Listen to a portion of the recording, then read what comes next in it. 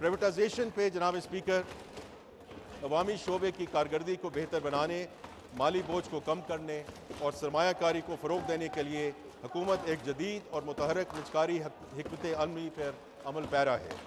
ये हिकमत अमली नॉन एसेंशल सरकारी इदारों की शफाफ और मौसर निजकारी पर मरकूज़ है ताकि मुख्तलिफ शोबों बिलखसूस तवानाई और मालियाती शोबे मुसाबकत, कारकर्दगी और निजी सरमायाकारी को फ़रोग़ दिया जा सके। माली साल 2025-26 में हमारा हदफ है कि हम PIA और रूजवेल्ट होटल जैसी अहम ट्रांजैक्शन मुकम्मल करें और डिस्कोज एंड जेनकोज जैसी कलीदी एहसासों को निजकारी के लिए पॉलिसी और ज़ाब्ता जाती इस्लाहात को आगे बढ़ाएं।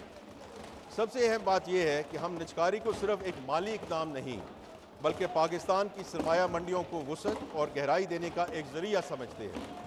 मुनज़्ज़म पब्लिक लिस्टिंग और ऑफर्स के ज़रिए हमारा मकसद ये है कि सरकारी असासों को स्टॉक मार्केट में शामिल किया जाए ताकि मार्केट में शफाफियत बढ़े, सरमायाकारों की शिरकत मुमकिन हो और अवाम की मईशत में शमूलियत को फ़रोग़ दिया जा सके। I would now want to talk about the right sizing of the federal government.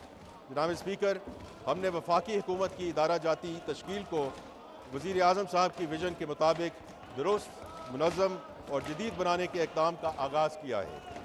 ये अहम और बुनियादी इस्लाहात इस असूल पर मबनी है कि हुकूमत अवामी सहूलियात की फराहमी के लिए टैक्स दहिंदगान पर कम से कम बोझ डाले, हुकूमती स्ट्रक्चर में इनोवेटिव आइडियाज़ के लिए साजगार माहौल दस्तयाब हो और हुकूमती कारोबारी मामलात में हिस्सा ना बने, बल्कि जो मैं बार बार कहता रहता हूँ और वज़ीर आज़म साहब भी यही कहते हैं, the private sector should lead the country. अब तक काबीना ने 10 वजारतों की राइट साइजिंग के मंसूबों की मंजूरी दे दी है जो अमल दरामद के मरहले में हैं। 6 डिवीजन्स को ज़िम करके 3 बना दी गई हैं। 45 कंपनियों और इदारों को प्राइवेटाइज, ज़म या वाइंड अप किया जा रहा है। तकरीबन 40,000 वेकेंट पोजीशंस को ख़त्म कर दिया गया है। अगली 10 वजारतों के लिए राइट साइजिंग की सिफारिशात को हतमी शक्ल दी जा चुकी है, जबकि मज़ीद 8 वजारतों के हवाले से तजावीज़ ज़ेर गौर है।